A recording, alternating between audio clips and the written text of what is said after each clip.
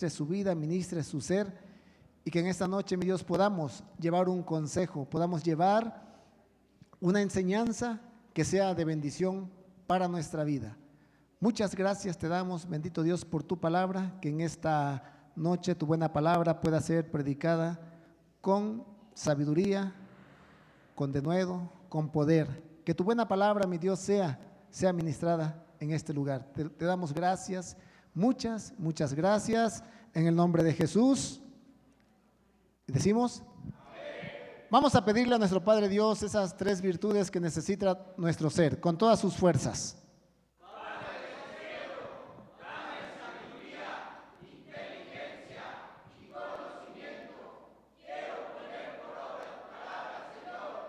Gloria a Dios.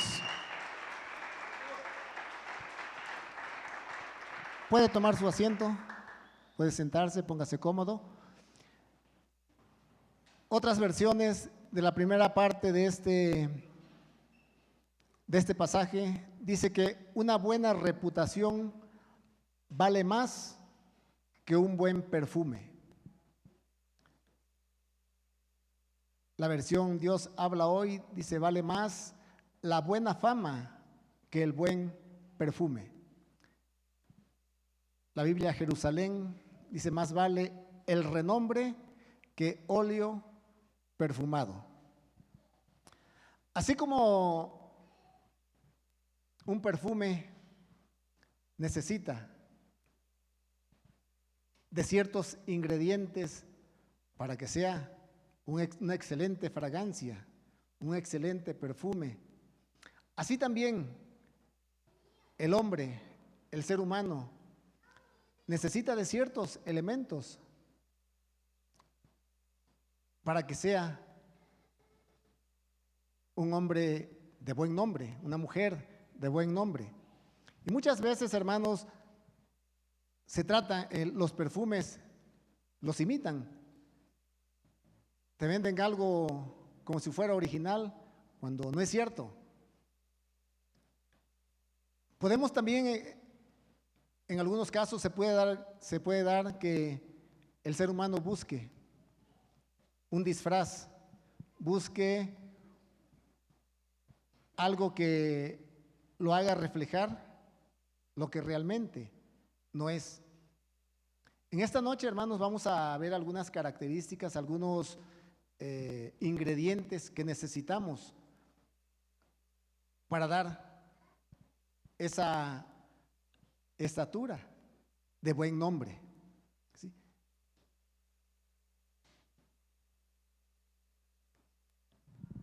En la siguiente diapositiva haríamos una pregunta. ¿Es suficiente oler bien?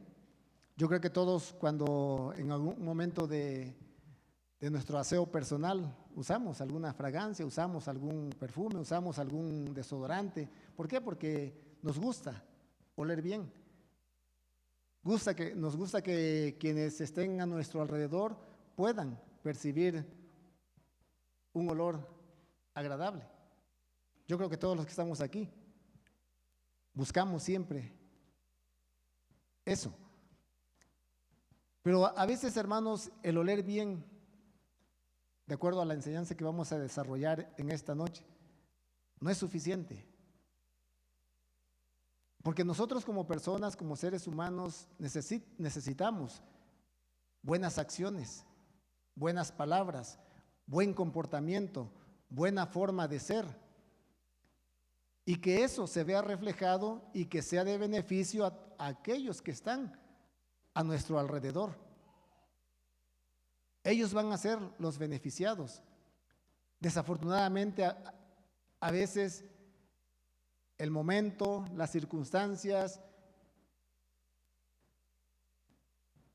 tal vez nos estamos privando de algo, quisiéramos tener algo y no lo tenemos al momento, y vienen las preocupaciones y vienen el mal carácter, y eso afecta a nuestro entorno, afecta a los que están con nosotros.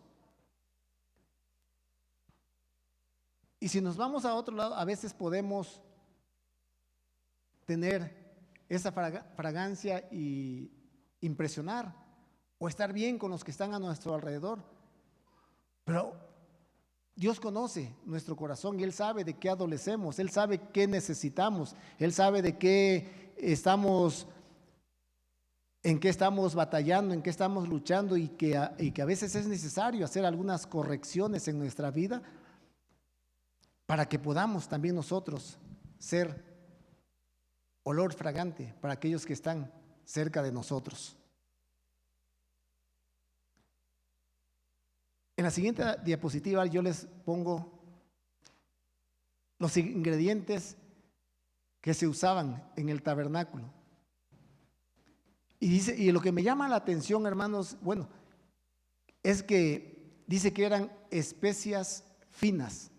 No era cualquier especia, no tomaban de cualquier lugar, no lo tomaban de alguien que quisiera venderlo para hacer ese perfume, para hacer lo que necesitaban para usar en el tabernáculo de reunión, sino que dice que tenían que ser especias finas. Y dice que era lo que se usaba para preparar ese perfume. Dice que era mirra líquida. Dice que son 500 ciclos. Además le puse que son convertidos a nuestro peso, serían 6 kilogramos. Después dice que canela aromática, 250 ciclos, que equivale a 3 kilogramos. Caña aromática, 250 ciclos. Casia, 500 ciclos. Y dice que aceite de oliva, 1 hin, 4 litros. Con todo eso preparaban ese perfume que lo usaban en el tabernáculo de reunión. Y así como estas dice que eran especias finas, también nosotros necesitamos para que nuestra forma de ser, nuestro buen nombre sea de calidad. Y que no seamos imitación de nadie y que no busquemos apariencias, que no busquemos escudarnos en un disfraz para que seamos reconocidos o que seamos conocidos como de buen nombre.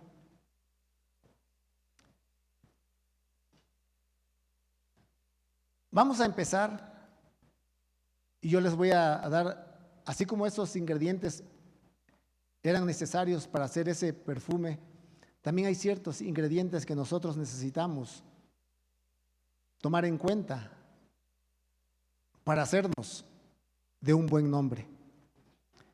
Lo primero sería la integridad. Y si nos vamos a la definición de integridad, dice que es uno que no carece de ninguna de sus partes. O sea, está completo, está integrado, no le falta nada. Otra definición dice que es una persona recta, intachable. Por eso en el versículo 1 dice que mejor es el buen nombre. ¿Y por qué necesitamos ser íntegros? ¿Cuál es la ventaja? ¿Cuál es el privilegio de poder ser íntegros? Que no en un lugar seamos de una manera y en otro lugar seamos de otros, sino que en todo momento de nuestra existencia, en todo momento de nuestro caminar, donde estemos, seamos de la misma manera. Es difícil, es complicado, a veces las circunstancias no son muy favorables y podemos fallar, podemos equivocarnos. Pero miren qué dice Job, capítulo 8, versículo 20, que dice que Dios no rechaza al íntegro. Vale la pena, hermanos, esforzarnos, vale la pena, si quiere usted batallar, pero buscar siempre la integridad, buscar siempre el tener ese carácter, esa forma de ser que sea agradable a Dios, sabiendo que Dios no nos va a rechazar, no nos va a hacer a un lado. Él siempre va a tener cuidado de cada uno de nosotros. En el Salmo 37 dice que observa al que es íntegro, mira al que es recto, porque el hombre de paz tendrá descendencia. Él observa. Y nomás, podríamos decir, y nomás lo observa nomás porque así. No. Él observa para cuidarte. Él observa para ayudarte. Él observa para auxiliarte. Él observa porque sabe que tienes o que tenemos necesidades. Y Él en ese momento de la necesidad, en el momento de la complicación, Él se da cuenta y puede mandar la ayuda, puede mandar el socorro, puede mandar el auxilio, puede mandar la respuesta a cada una de nuestras necesidades, porque así es nuestro Padre, así es nuestro Dios. Él es bueno, Él se complace en hacer el bien a sus hijos.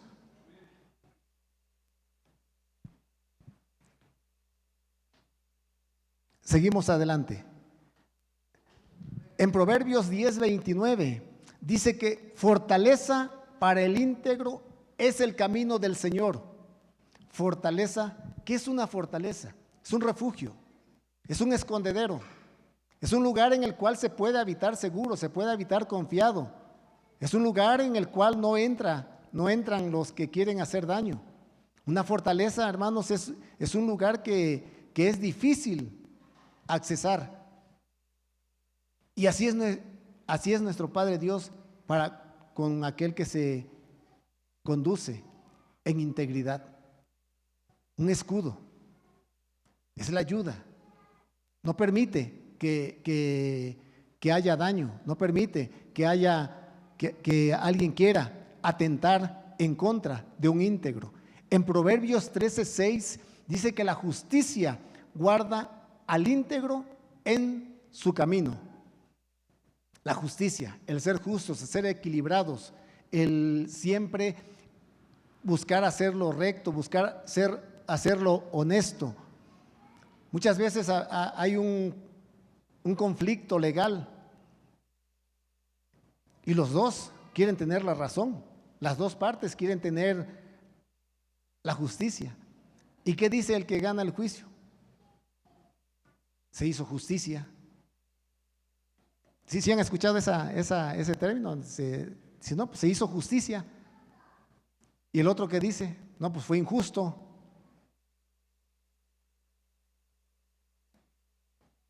Pero a veces, pero lo que sí tenemos que tener en cuenta, hermanos, que esa es la justicia del ser humano, la que falla, la que se equivoca, la que en algún momento puede ser manipulada, puede ser comprada. Pero Dios no. Él es justo. Y Él nos va a dar a cada uno lo que nos corresponde. Él no puede ser sobornado. Ese es nuestro Padre, ese es nuestro Dios. Y esa justicia dice que nos va a guardar, nos va a arropar, nos va a estar de nuestro lado. Pero también hay enemigos que se levantan en contra de la integridad. En el Salmo 19:13, el salmista habla y dice: guarda también a tu siervo de pecados de soberbia, que no se enseñoreen de mí. Entonces seré íntegro y seré absuelto de gran transgresión. Dice que hay pecados de soberbia, cuando no se quiere reconocer que somos falibles, cuando no queremos reconocer que nos equivocamos, que fallamos, cuando a veces no queremos reconocer que necesitamos un cambio en nuestra vida, que necesitamos mejorar en muchos aspectos. A veces es necesario que alguien nos diga, que alguien nos instruya, que alguien nos haga ver nuestros errores.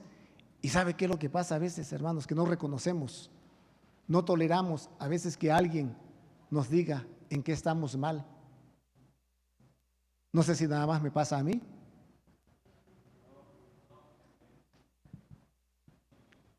A veces tenemos un concepto equivocado. A veces no tenemos nuestro razonamiento, entra en operación. Y dice, pues no está tan mal lo que estoy haciendo. Todos lo hacen. Todos se equivocan. Cuando sabemos que lo que estamos haciendo está mal, ese es un pecado de soberbia. Y si dijéramos, no, pues es que yo no sabía, no, sí sabemos cuando estamos mal, más que no lo queremos aceptar, nos es difícil a veces tolerarlo y decir, pero ¿cómo yo? ¿Cómo me voy a equivocar? ¿Cómo voy a estar en esta situación? Ese es un pecado de soberbia. Y a veces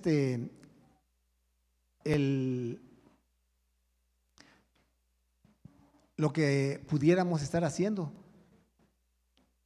nuestra conciencia nos dice que estamos mal. A veces pudiéramos ponernos a meditar en la palabra de Dios. Y hay palabra que está escrita en la Biblia, en los 10 mandamientos. Dice, no matarás, no robarás. ¿Cuántos saben que eso no está bien? Todos lo sabemos, ¿verdad? Porque hay una conciencia que tenemos que nos dice que robar es malo, que matar es malo. Pero ¿por qué está escrito si nosotros sabemos que es malo eso? A veces fue necesario que se escribiera.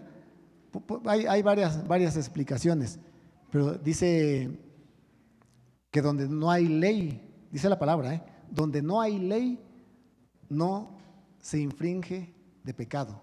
O sea, si no estuviera la ley, no hubiera manera de pecar.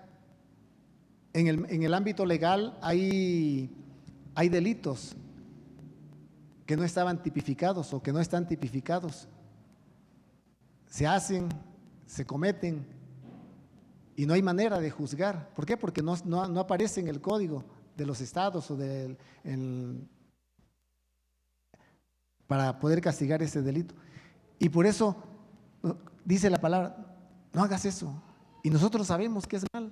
Y a veces uno pudiera razonar y decir, pero entonces, si nosotros tenemos la conciencia bien y sabemos que está mal, ¿por qué fue necesario escribirlo?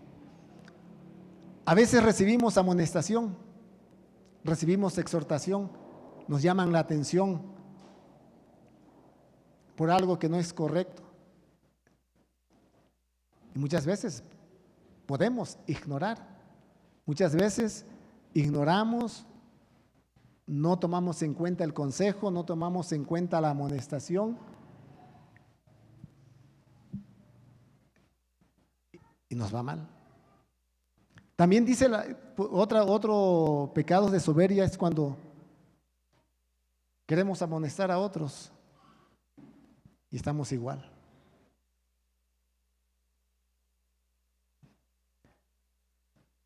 Vamos más adelante.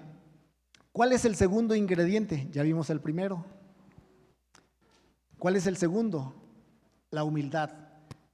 En ese capítulo, en el versículo 5 del capítulo 7, dice que mejor es oír la reprensión del sabio que oír la canción de los necios.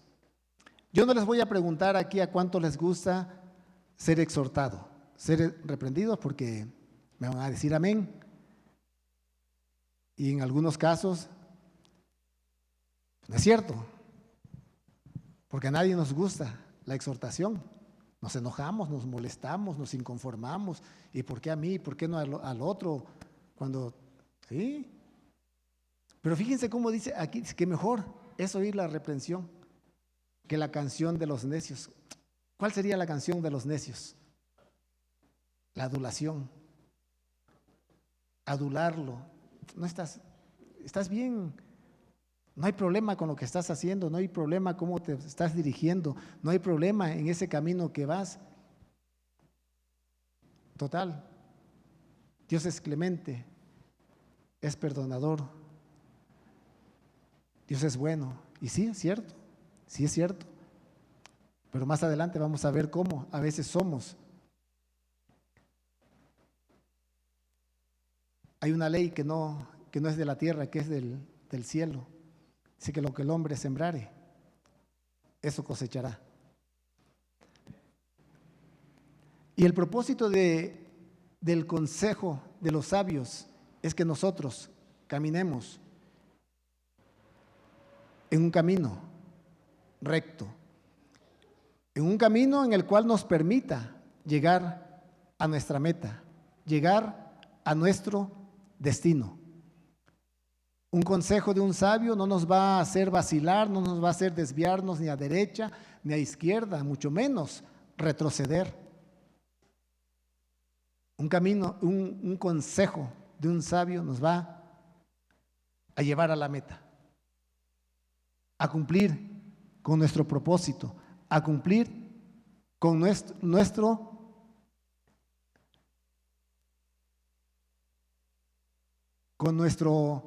propósito que hemos venido a desarrollar aquí en la tierra. Por eso el apóstol Pablo en segunda carta a Timoteo, en el capítulo 4, versículo 7, dice: he peleado la buena batalla, he terminado la carrera.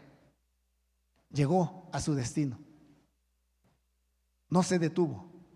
No tuvo complicaciones, sí, porque llegar a una meta, participar en una carrera, pues tenemos que esforzarnos. Y tal vez en el transcurso va a haber momentos complicados, va a haber momentos difíciles, pero por eso es necesario pelear, por eso es necesario esforzarnos, por eso es necesario perseverar. Y termina la carrera. Y en Hebreos 12, capítulo 12, versículo 1 dice: por tanto, puesto que tenemos en derredor nuestro tan grande nube de testigos, despojémonos también de todo peso y del pecado que tan fácil nos envuelve, y corramos con paciencia la carrera que tenemos por delante. Tenemos una carrera, y en la carrera va a haber obstáculos. Y en la carrera te van a querer echar cargas encima, y esas cargas pesan, y esa carga que pesa se llama pecado, que va a tratar de impedir que podamos llegar a la meta. El apóstol Pablo hablaba con seguridad, hablaba con certeza. Dice: yo he peleado la buena batalla y he terminado la carrera, he guardado la fe. Y esa carrera que nosotros tenemos que correr, y que aquellos hombres que nos instruyen, que nos capacitan, es que podamos llegar a la meta, que no podamos vacilar, que no podamos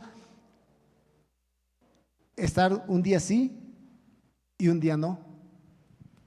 Tenemos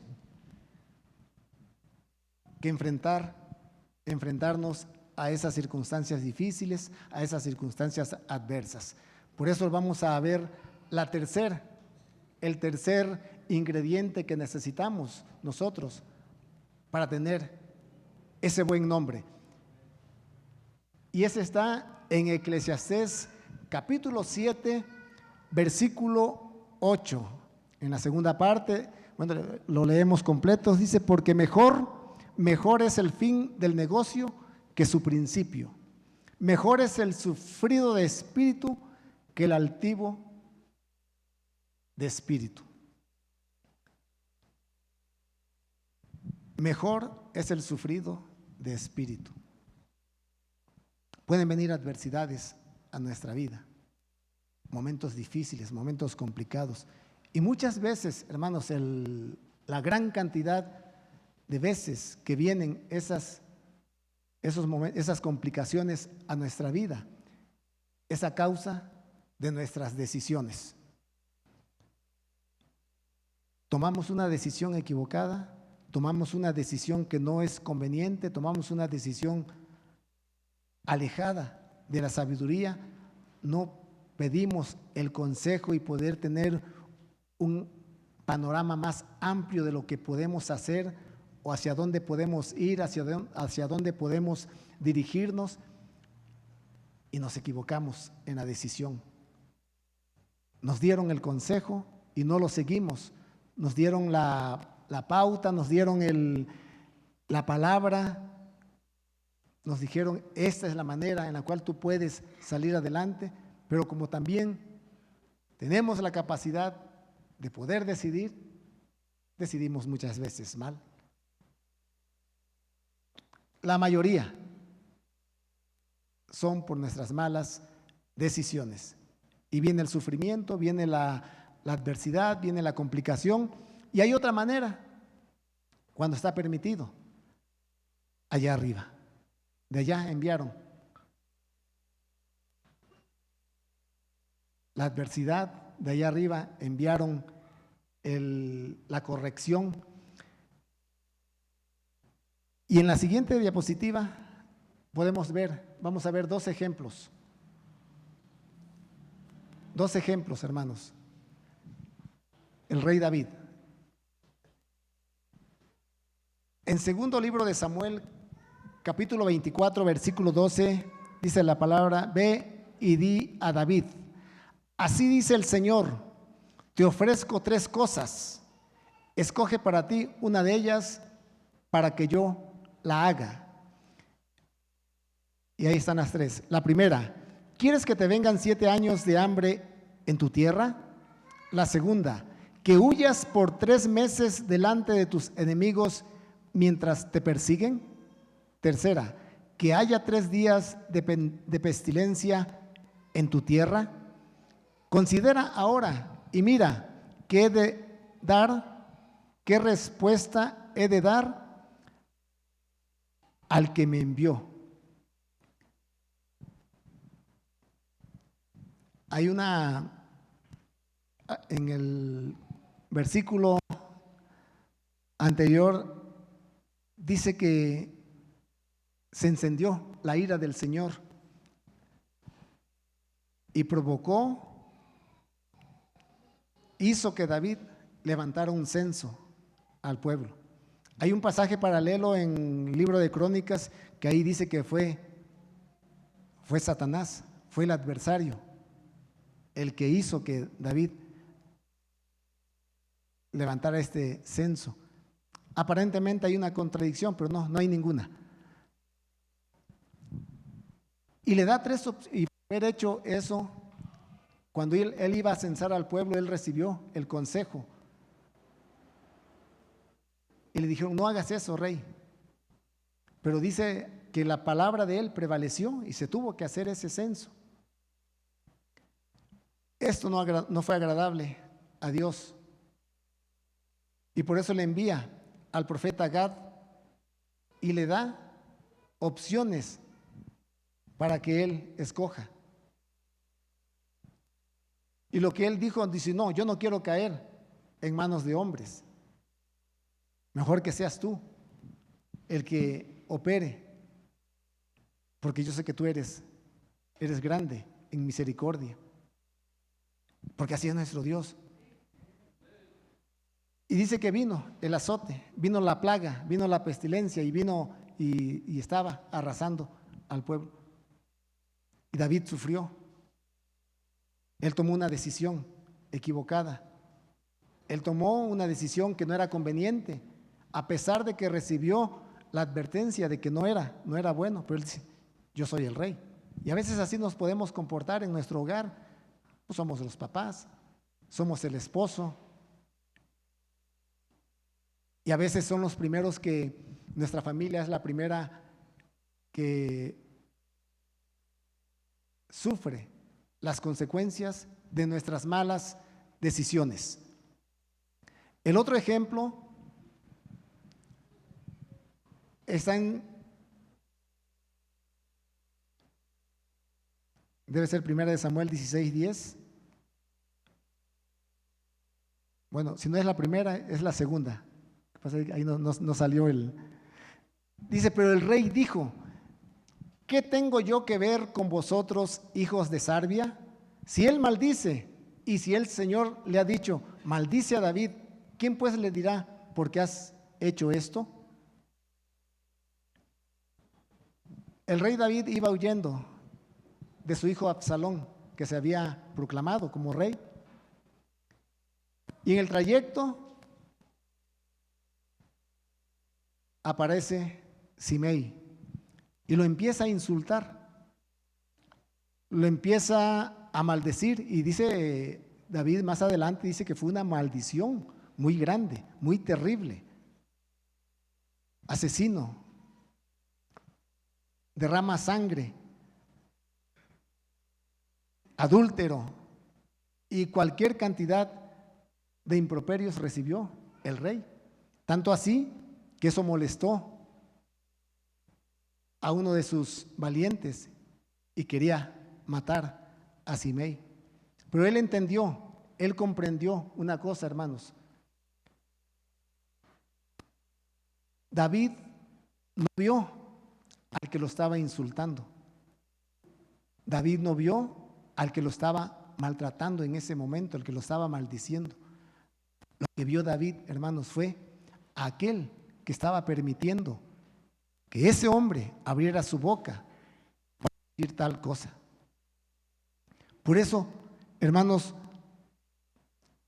la adversidad puede venir de esta manera, ya sea que nosotros con nuestras decisiones la causemos, o que el de allá arriba diga, es necesario.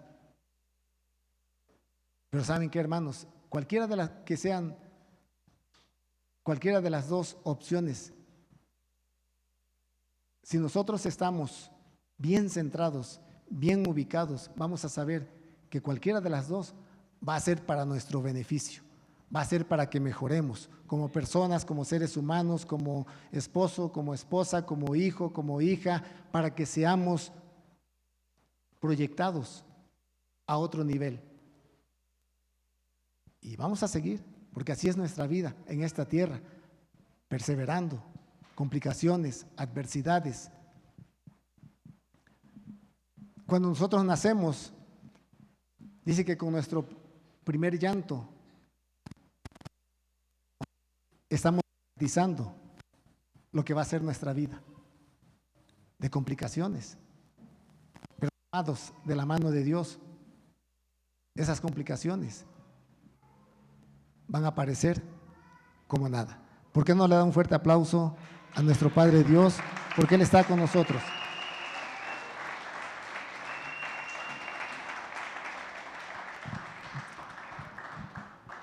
El cuarto ingrediente, hermanos, lo encontramos en Eclesiastés capítulo 7, versículo 11 en adelante. Dice, buena es la sabiduría con herencia y provechosa para los que ven el sol. Porque la sabiduría protege como el dinero protege, pero la ventaja del conocimiento es que la sabiduría persevera la vida de sus poseedores. En Proverbios 24:3 dice que con sabiduría se edifica una casa y con prudencia se afianza. La sabiduría protege como el dinero protege. Un hombre sabio, hermanos, garantizado de que siempre va a tener la protección del Dios Todopoderoso. Muchos confían en lo que tienen, confían en lo que son, confían en lo que han estudiado, confían en su preparación. Pero la sabiduría, hermanos, no tiene nada que ver con las posesiones materiales, no tiene nada que ver con tu preparación secular. ¿Cómo vamos a obtener la sabiduría? Dice en Proverbios 29:15 que la vara y la reprensión dan sabiduría, la vara y la reprensión. Yo me acuerdo, hermanos, que de niño, sí, hace mucho, cuando nos portábamos mal, había una herramienta que usaban más las mamás, que allá en Veracruz le decimos chilillo. ¿Ustedes han escuchado ese término, chilillo? ¿No? ¿Nadie? Bueno, el chilillo es una varita de 30 centímetros, pero es una varita de esas que delgadita, muy delgadita, pero muy flexible. Más con uno. Con uno tenías, obviamente en la parte que corresponde. Esa era la corrección que se usaba en esos tiempos. Y dice que a muchos nos funcionó. Creo que conmigo no funcionó eso. Me faltó más. Sí, hermanos, porque hemos cometido, bueno, mejor ni les digo. Y fíjense, hermanos, lo bonito de la sabiduría, que la sabiduría no tiene un límite. La sabiduría no dice, no, pues ya eres sabio y no. La sabiduría nos da opción a tener más. Porque dice Lucas 2:52 que Jesús crecía en sabiduría. Crecía. Y nosotros tenemos esa opción, crecer en sabiduría. Dice, en estatura y en gracia para con Dios y para con los hombres. O sea que la sabiduría no tiene un límite. No dice, ya hasta aquí, ya yo con esta sabiduría. No. ¿Quieres más sabiduría? Dios nos puede dar más sabiduría. Y miren qué decía David en el Salmo 119:98. Tus mandamientos me hacen más sabio que mis enemigos, porque son míos para siempre. De José dijo en Hechos 7:10, y lo rescató de todas sus aflicciones y le dio gracia y sabiduría delante de Faraón, rey de Egipto, y éste lo puso por gobernador sobre Egipto y sobre toda su casa. José, en la prisión, en el sufrimiento, en la adversidad, en las complicaciones, en la escuela del sufrimiento, adquiriendo sabiduría. De Esteban, dice en Hechos 6:10, que no lo podían resistir a la sabiduría y al espíritu con que hablaba. Esteban, dice que se lo presentaron delante del concilio, lo acusaban de atentar, de hablar mal del templo, de hablar mal de la ley. Se levantaron falsos testigos y lo llevaron al concilio.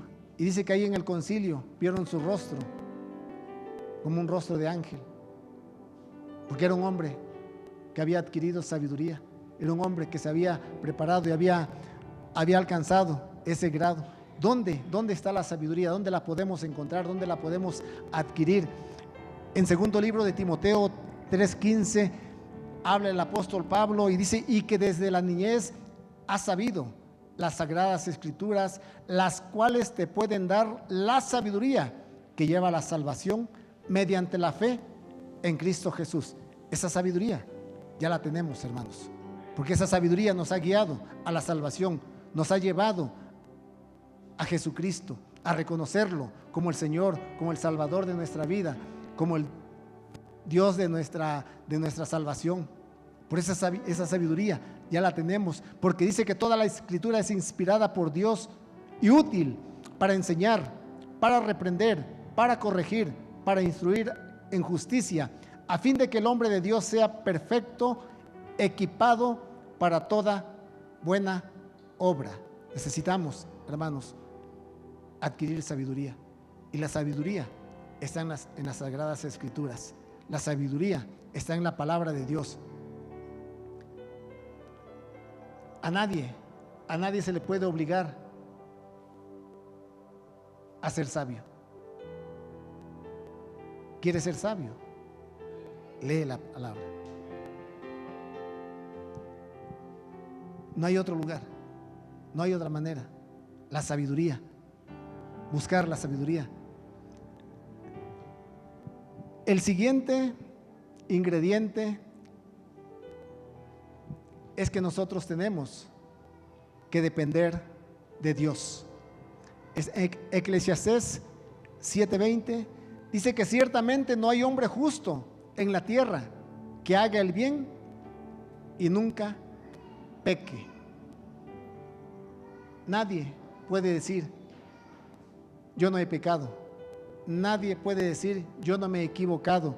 Nadie puede decir yo he tomado una mala decisión. Romanos 3:10 dice que está escrito: no hay justo ni aún uno. No hay quien entienda, no hay quien busque a Dios. Todos se han desviado, a una se hicieron inútiles. No hay quien haga lo bueno, no hay ni siquiera uno. Viene cuando hay desviación, cuando no seguimos el camino recto, hay una inutilidad. En Romanos 9:15, porque él dice a Moisés: tendré misericordia del que yo tenga misericordia, y tendré compasión del que yo tenga compasión. Versículo 16: así que no depende del que quiere ni del que corre, sino de Dios que tiene misericordia. Hermanos, el pecado nunca ha sido un problema para Dios. Nos hemos equivocado y nos vamos a seguir equivocando. No estoy promoviendo las equivocaciones, no estoy promoviendo al pecado, pero Dios es fiel a su palabra. Si alguno hemos pecado, abogado tenemos para con el Padre, a Jesucristo el justo. El problema, dele fuerte el aplauso a nuestro Dios.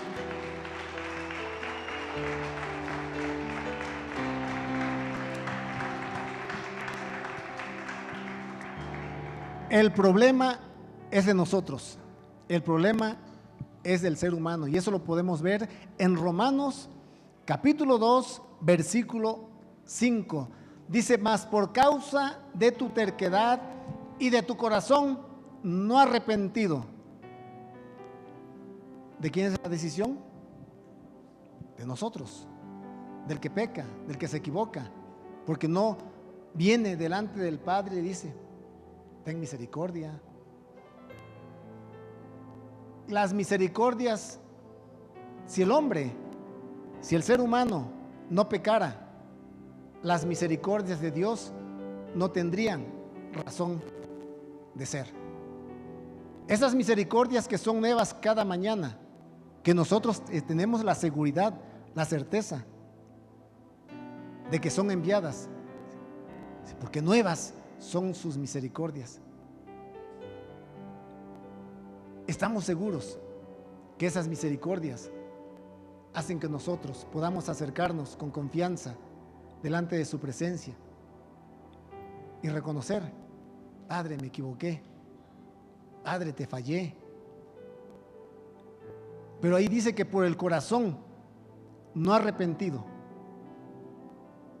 terquedad y corazón no arrepentido, dice que se acumula ira para el día de la ira y de la revelación del justo juicio de Dios, el cual pagará a cada uno conforme a sus obras, a los que por la perseverancia en hacer el bien buscan gloria, honor e inmortalidad, vida eterna.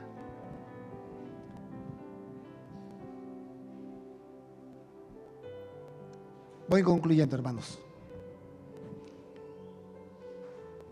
En el libro de Cantares, capítulo 1, versículo 3, dice: tu nombre es como un perfume derramado. Por el olor de tu suave perfume, las jóvenes se enamoran de ti.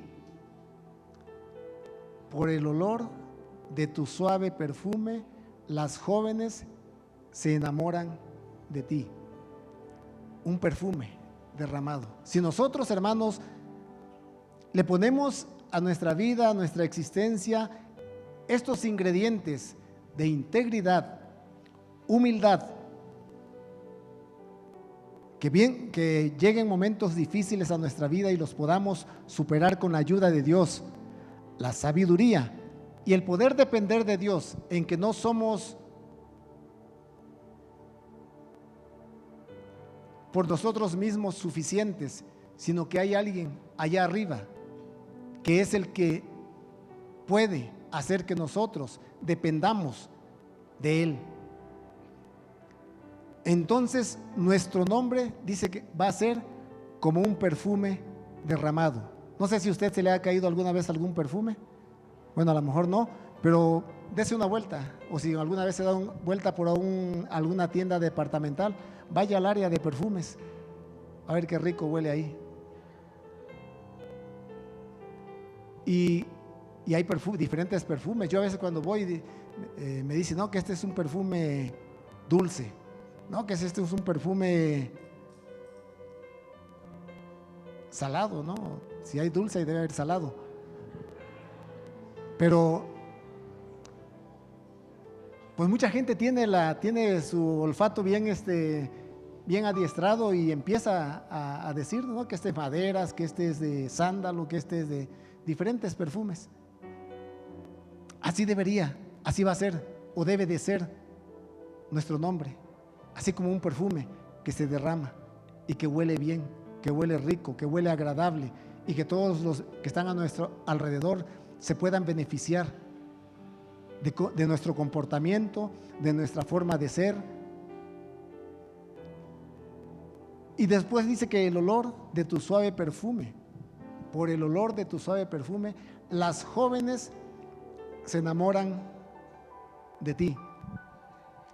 Hace unos días tenía yo la oportunidad de convivir, y en la plática de sobremesa yo me sentía en ese rato inspirado, y empecé a dar un consejo a las jóvenes que estaban en ese lugar, y yo les decía: el día que Dios lo permita y ustedes se quieran casar, cásense con un feo.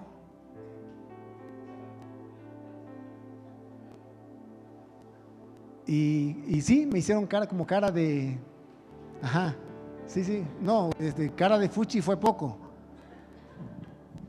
un nivel más arriba. Entonces yo les decía, es que si ustedes buscan casarse con un hombre guapo, con un joven apuesto, las van a engañar, las van a traicionar, les van a ser infiel. Y la pregunta que estaba yo esperando o me agarró desprevenido, y me dice: ¿y los feos no engañan? Y ahí es donde uno a veces se pone a pensar, ¿qué contesto? ¿Qué digo?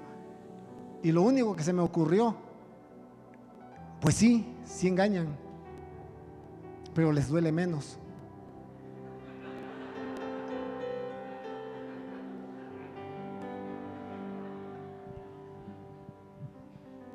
Pero por eso dice que aquí, que los jóvenes se enamoran, pero no por lo que tiene, no por lo que aparenta, no por lo que estudió, no por la destreza que tiene, no, sino por ese suave perfume, esa fragancia agradable que desprende, ese buen hablar, ese buen trato, el cual no está muy lejano de nosotros.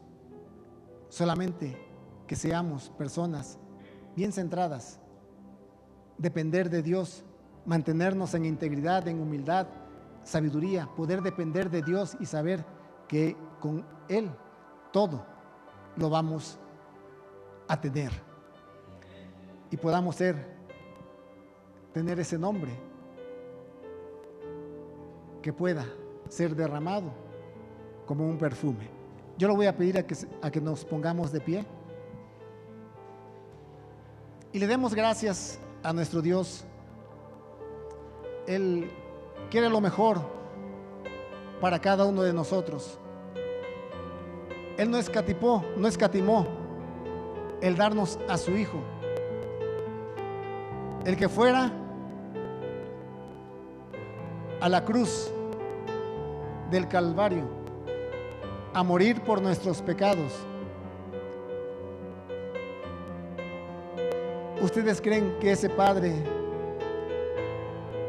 que es lento para la ira y grande en misericordia, no va a tener paciencia con cada uno de nosotros? Que el día que nos equivoquemos, que el día que le fallemos, que el día que pequemos, podamos acercarnos con confianza delante de Él y decirle: Padre, te he fallado, me equivoqué, perdóname, de veras. Siento haber cometido este desliz, pero aquí estoy, reconociendo que no soy perfecto, reconociendo que me he equivocado.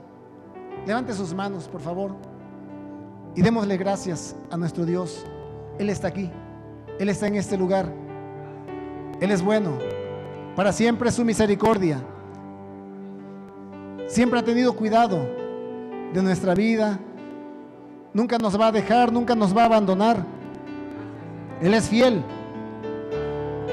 Él es fiel y justo para perdonar nuestros pecados y librarnos de toda maldad. Si alguno hubiere pecado, dice, abogado tenemos para con el Padre, a Jesucristo el justo.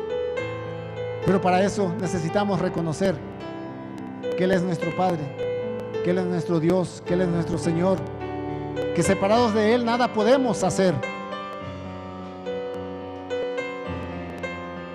Tal vez estás pasando por un momento difícil, un momento complicado, pero dice: vengan a mí todos los que están trabajados y cargados, que yo los haré descansar.